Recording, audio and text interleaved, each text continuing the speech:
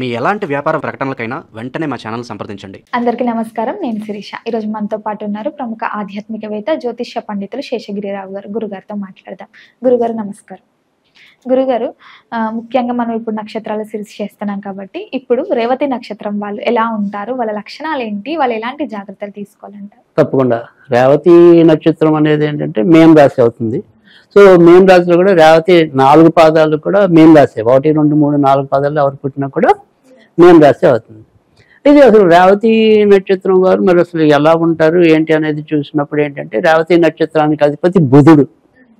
So చాలా తెలివైన పిల్లలు. బుధుడు సాధారణంగా ఆధిపత్యం అనేది ఉంటుంది కాబట్టి కనుక ఈ బుధుడు నక్షత్రంలో మనకి ఏంటంటే ఆశ్లేష ఒకటి, జ్యేష్ఠ నక్షత్రం ఒకటి, రేవతి నక్షత్రం అనేది ఒకటి ఉంటుంది.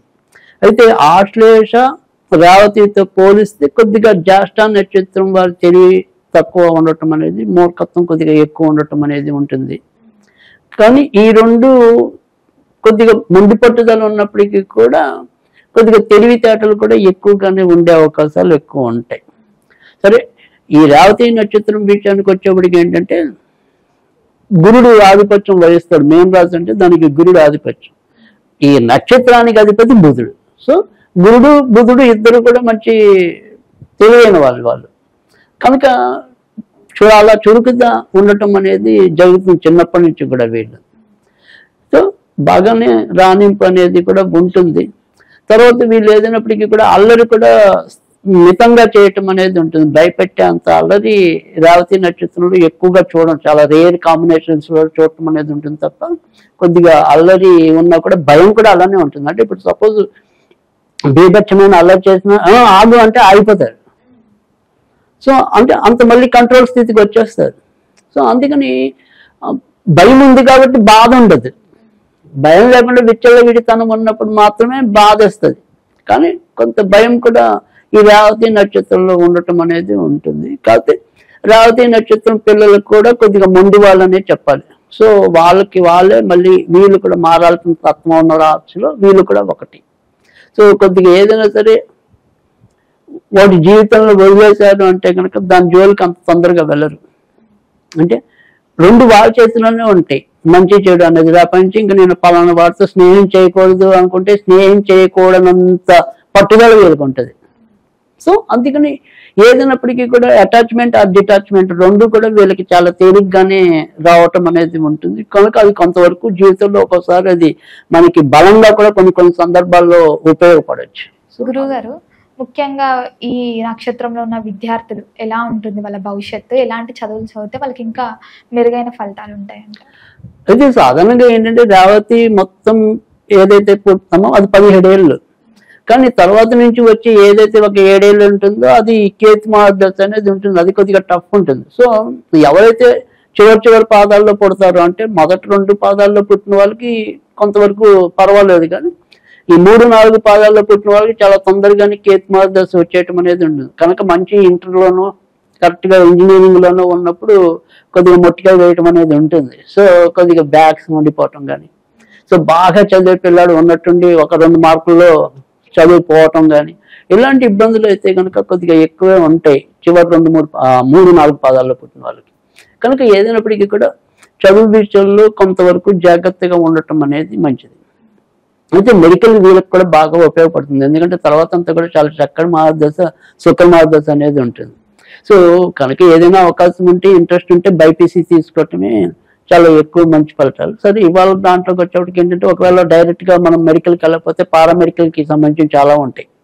అంటే ల్యాబ్ టెక్నీషియన్స్ కోర్సులు కానీ ఇలా ఏవైతే ఉంటాయో కొన్ని ఎక్స్రే డిపార్ట్మెంట్ ఇలాంటి పారా మెడికల్ అంటాం వాటి, అలాంటివి తీసుకున్నా కూడా బాగా రాణింపు రావటం అనేది ఉంటుంది. తర్వాత మూడోది వచ్చేప్పటికి ఏంటంటే ఇవాళ పరిస్థితుల్లో డేటా సైన్స్ అనేది కొత్తది కాబట్టి అలాంటి దాన్ని తీసుకున్నప్పటికీ కూడా మంచి జరగటం అనేది ఉంటుంది. అలా కాకుండా మీరు వంశపారంపర్యంగా కానీ లేదా మీకు ఇంట్రెస్ట్ ఉంటే మళ్ళీ ఈ పౌరోహిత్య వృత్తి అనేది కూడా వీళ్ళకి బాగా రాణింపు కలగడానికి ఉంటుంది. కనుక దానికి సంబంధించిన ఏవైనా సరే పౌరోహిత్యం నేర్చుకోవటం. మనం బాల్యంలో ఇప్పుడు కేతు మహాదశ వల్ల సరిగ్గా చదువు అవ్వలేదు అనుకుందాం. సో అప్పుడు మనం ఏదైనా సరే కొంతవరకు సంపాదన మార్గంగా ఈ పౌరోహిత్యాన్ని ఎంచుకోవచ్చు. సో అలాంటి దాంట్లో ఉపయోగపడడానికి కూడా మనకి ఇది ఉపయోగపడుతుంది రేవతి నక్షత్రం అనేది. తర్వాత వచ్చేప్పటికి ఏంటంటే బుధుడికి సంబంధించి తర్వాత కేతు శుక్రుడు కాబట్టి ఈ ఇంజనీరింగ్ లోకి వచ్చేప్పటికి వీళ్ళు కూడా ఖచ్చితంగా ఆర్కిటెక్చర్స్ గానే రాణించడానికి ఉంటుంది. సో గృహ నిర్మాణ శాస్త్రం అంటాం అచ్చ తెలుగు. సో అలాంటి దాన్ని అభ్యసించినా కూడా మంచి ఫలితాలు రావడానికి ఉంటుంది. గురుగారు ముఖ్యంగా ఈ రేవతి నక్షత్రం వాళ్ళ ఉద్యోగస్తులు వీళ్ళ జీవితం ఎలా ఉంటుందంటారు, ఎలాంటి జాగ్రత్తలు తీసుకోవాలంటారు? అయితే రేవతి నక్షత్రంలోకి వచ్చేప్పటికి ఏంటంటే ఇంచుమించు ఉద్యోగస్తులకి పెద్దగా చెప్పుకోదగిన ఇబ్బందులు వచ్చే అవకాశాలు తక్కువ ఉంటాయి. కాకపోతే ఏదైనప్పటికీ కూడా రేవతి నక్షత్రంలో వాళ్ళు ఇబ్బందులు పడటం అనేది జరిగితే 3వ పాదానికి 4వ పాదానికి కొద్దిగా ఎక్కువ ఇబ్బందులు ఉంటాయి. మనం ఇందాక కూడా చెప్పుకున్న వాళ్ళకి తొందరగా కేతు మహాదశ రావటం అనేది ఇదండి. సో ఈ 3, 4 పాదాల వాళ్ళు ఏదైనా సరే కొద్దిగా ఉద్యోగాల్లో ఉన్నటువంటి వదిలేయటం కానీ, సడన్గా ఉద్యోగం చేస్తున్న వాళ్ళకి బుధుడు వ్యాపారకారక గ్రహం, సో చంద్రుడు కూడా వ్యాపారకారక గ్రహం.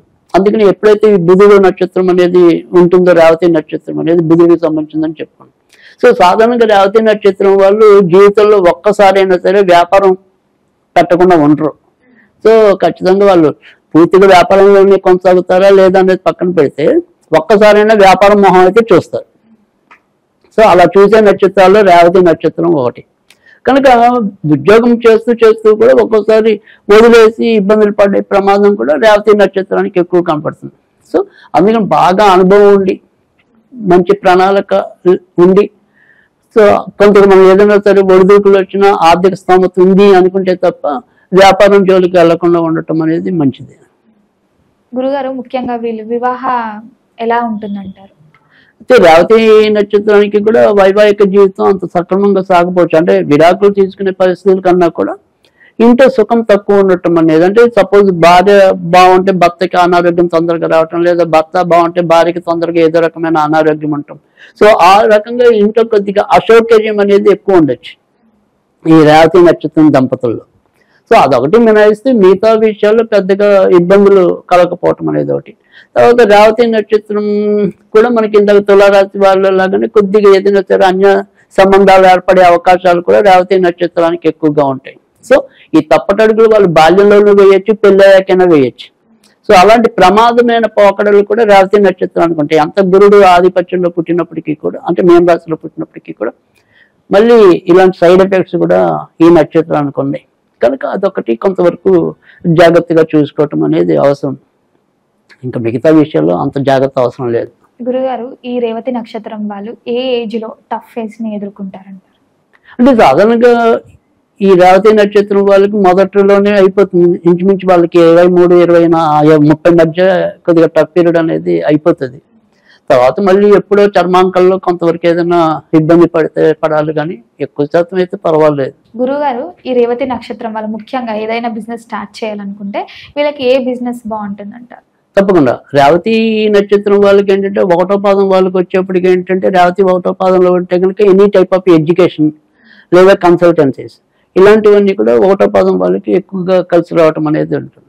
సో 2వ పాదం ఎవరైతే ఉంటారో వాళ్ళు ట్రాన్స్పోర్ట్ రంగానికి సంబంధించిన వాటిలో రాణించడానికి ఉంటుంది. తర్వాత కమ్యూనికేషన్ రంగాలన్నీ కూడా వాళ్ళకి పనికి రావటం అనేది ఉంటుంది. అంటే ఇప్పుడు మనం ప్రైవేట్ పైప్ లైన్స్ ఇవన్నీ ఉంటాయి కదా, గొట్టాలు ఇలాంటివి అమ్ముతాం, తర్వాత తీగలు ఇలాంటి అంటే కమ్యూనికేషన్. సో అలాంటి వాటికి సంబంధించిన వ్యాపారాల్లో కూడా ఎక్కువగా రాణించే అవకాశాలు ఎక్కువగా ఉంటాయి. ఇంకా రేవతి 3వ పాదం ఏదైతే ఉంటుందో ఆ 3వ పాదం వారికి అయితే కనుక ఈ ఇంటికి సంబంధించిన ఐటమ్స్ ఏవైతే అంటే ఒక ఎలక్ట్రికల్ ఐటమ్స్ అవ్వచ్చు, ఫర్నిచర్ అవ్వచ్చు, తర్వాత శానిటరీ ఐటమ్స్ అవ్వచ్చు, ఈ దర్వాజాలు ఇలాంటివి కావచ్చు. సో ఇలా 3వ పాదం వారికి అయితే కనుక ఆ రకమైన వ్యాపారాల్లో ఎక్కువగా రాణింపు కలగడానికి అవకాశం ఉంటుంది. ఇక 4వ పాదం ఏదైతే ఉంటుందో వాళ్ళు మాత్రం ఈ క్యాటరింగ్ సంబంధించిన వాటన్నిటిలో కూడా రాణించడానికి అవకాశాలు ఎక్కువగా ఉంటాయి. తర్వాత మళ్ళీ ఏదైనా సరే స్వయం వృత్తుల్లో కూడా వీళ్ళు కూడా మళ్ళీ 4వ పాదం వాళ్ళు రాణించడానికి అవకాశాలు ఎక్కువ ఉంటాయి. తర్వాత మళ్ళీ ఇంకేదైనా కొత్తగా అంటే ఈ మనం చదువుతో సంబంధం లేకుండా ఇంకేదైనా సరే వ్యాపారాలు పెట్టాలి అనుకుంటే కనుక వీళ్ళకి కూడా ప్రింటింగ్ కి సంబంధించినవన్నీ కూడా పనికి రావటం అనేది అయితే ఉంటుంది. గురుగారు ముఖ్యంగా ఈ రేవతి నక్షత్రం వాళ్ళు ఏ దైవారాధన చేస్తే బాగుంటుంది అంటారు? అలాగే జీవితంలో ఒక్కసారైనా ఏదైనా పుణ్యక్షేత్రాన్ని దర్శించుకోవాలంటే ఏ దేవాలయం అని చెప్తారు? తప్పకుండా వీలైతే కనుక ఖచ్చితంగా దత్తాత్రేయుడికి సంబంధించిన దేవాలయాలకి వెళ్ళటం అనేది, ముఖ్యంగా పిఠాపురంలో ఖచ్చితంగా మరి దత్తాత్రేయ క్షేత్రాన్ని చూసి రావటం అనేది చాలా అవసరం. అది వీళ్ళకి చాలా ఎక్కువ మేలు చేయటం అనేది ఉంటుంది.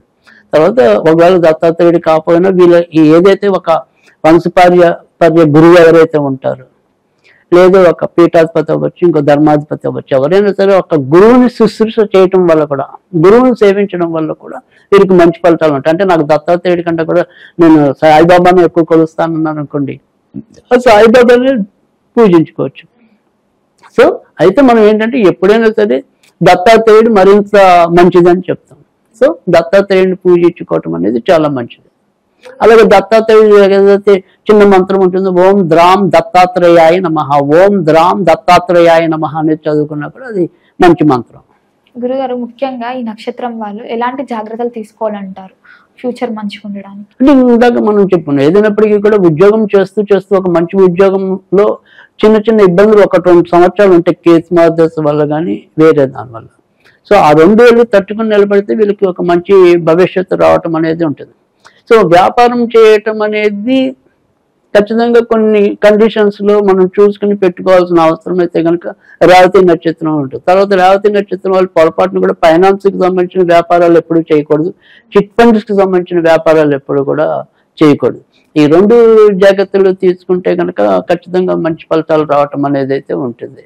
ఈ నక్షత్రం వాళ్ళు ఏదైనా ప్రారంభించాలన్నప్పుడు ఎలాంటి రోజులు బాగుంటాయి? వీరికి కూడా ఆదివారం మంచిది, సోమవారం మంచిది, గురువారం మంచిది, బుధవారం మంచిది. ఈ రోజుల్లో ఏదైనా సరే ముఖ్యమైన పనులు చేస్తే ఎంతో కొంత ప్రయోజనం ఉంటుంది. గురుగారు, ఓవరాల్ గా ఈ రేవతి నక్షత్రం వాళ్ళు ఎలాంటి దైవాన్ని పూజించాలి, ఎలాంటి జాగ్రత్తలు తీసుకోవాలో తెలియజేసినందుకు ధన్యవాదాలు.